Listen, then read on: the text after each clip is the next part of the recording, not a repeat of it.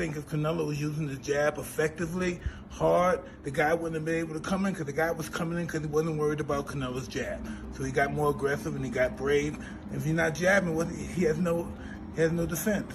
I really don't care how big Crawford is. If I'm Canelo, I feel disrespected. You know, coming up 2 weight classes, you haven't fought at 68. We don't know how your body's going to react. He's got the heart, he's got the speed, the skills, and he's going to go out there. I was thinking he put up a good first 6 rounds, but then Canelo will start picking it up. But now I think Crawford will go for Crawford will get.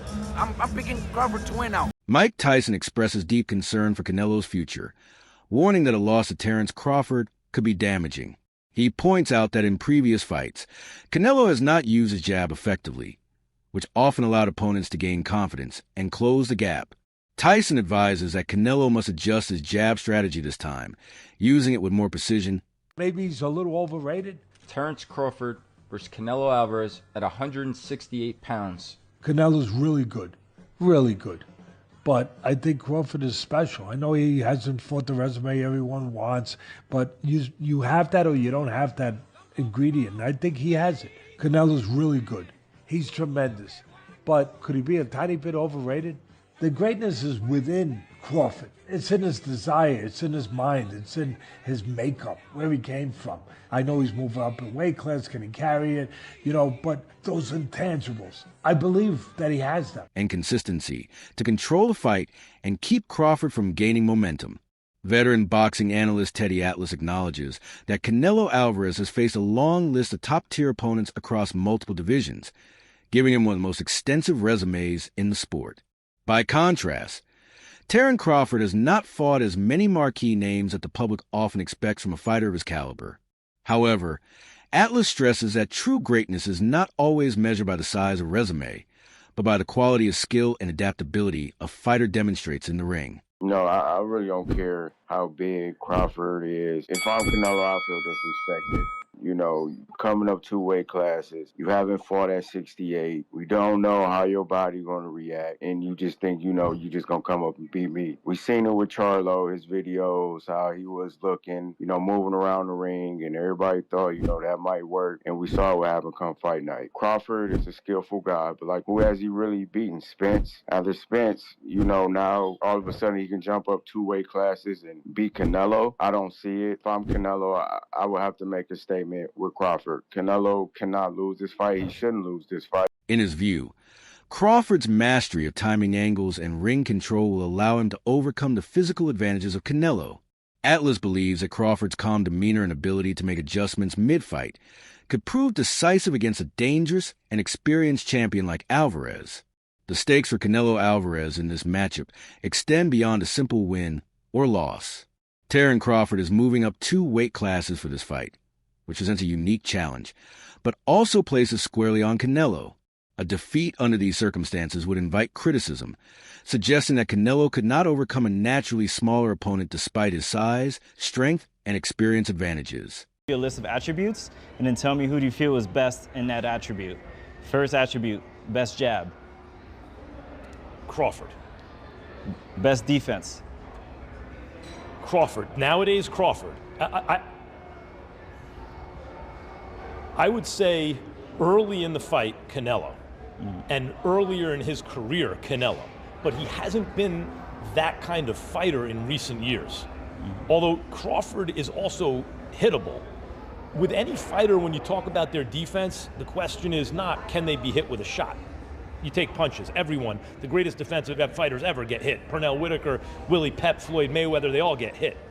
The question is, can you hit them with combinations? And both guys are hard to hit. With the 2-piece, hard to hit. So who has the best footwork out of the 2? In terms of cutting off the ring, last fight notwithstanding, Canelo has gotten much better at cutting off the ring. Such an outcome would raise questions about his current standing in the sport and potentially damage his reputation as one of the best pound-for-pound fighters of his era. This is why the fight carries significant risk for Canelo even before the first bell rings. He shouldn't lose this fight. David Ben speaks with confidence when he describes Terence Crawford's place among the elite. He views Crawford as a fighter operating at a different level of technical skill and mental sharpness, compared to most boxers in the sport today.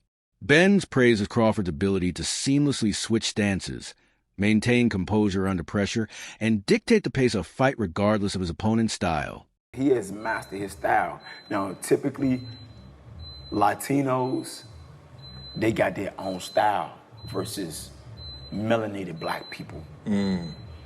Having like more rhythm, more flashiness and panache to their stuff, more swag. Yeah. We just fight different than other ethnicities.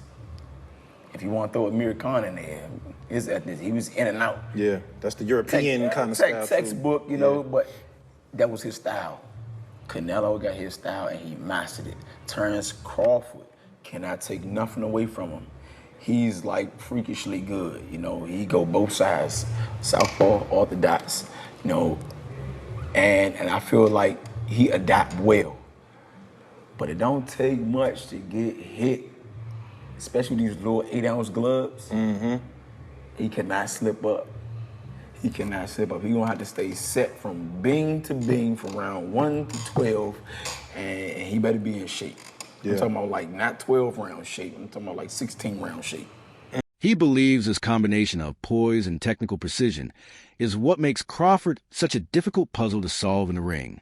For Benz, Crawford's edge lies not just in his physical ability, but also in his fight IQ, which allows him to break down even the most seasoned fighters over time.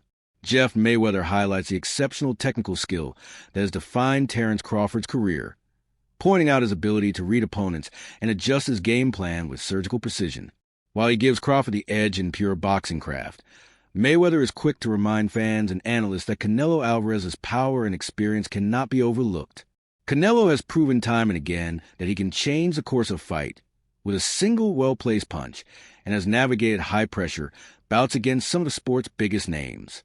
We meeting Crawford several times. It's like the man is just so competitive. It's like I don't even have to say nothing to him. He'll just like, man, when we sparring, it's like his competitiveness is always gonna put him over the edge, and then he just has that like, I'm not gonna let you bully me, or you know, his skill set.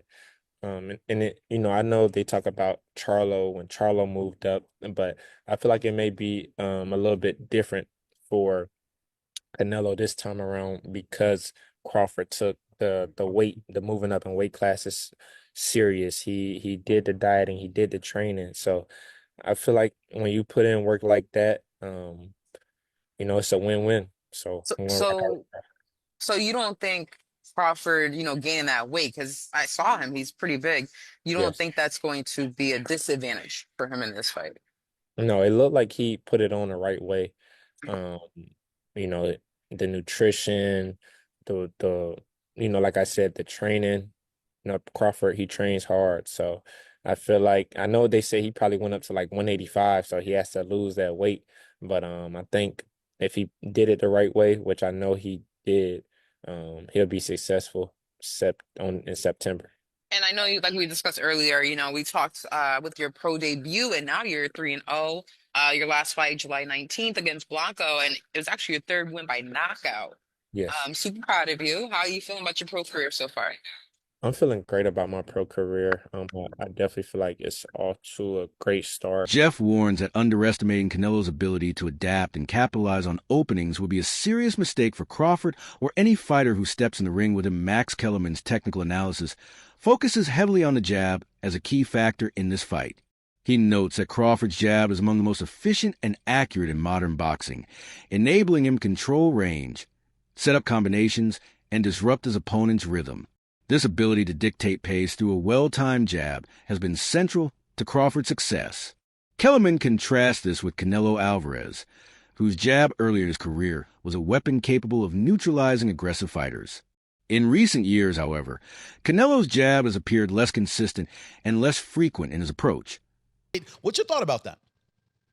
Yeah, I mean, well, Roy Jones is Roy Jones, but also Terence Crawford is Terence Crawford. But John Ruiz is not Canelo Alvarez. So that's another aspect of that comparison. And yes, you know, exactly what the champ said, exactly what Abel Sanchez said, you know, you're going to put on weight, you're going to be a different fighter. And I can say this even as a fighter as myself. As I've gotten heavier in my retirement, I try and move around the gym. It just feels different. And even when you start camp, you feel different in the beginning than you do at the end. But listen, we're still 4 or 5 weeks away. I don't know exactly what Terence is weighing right now. And even if he does say what he weighs, man, he's gone out there and said he's weighed, all types of crazy numbers just to get media to respond. So it's really not really going to know until the fight and we see these guys next to each other. He might look bigger right now, but he might not be that heavy. He might still be in the range that these guys are targeting for the fight itself. Which should leave him vulnerable to Crawford's disciplined use of the lead hand. Gary Ansher Russell points out the cultural and stylistic differences that often define boxing matchups.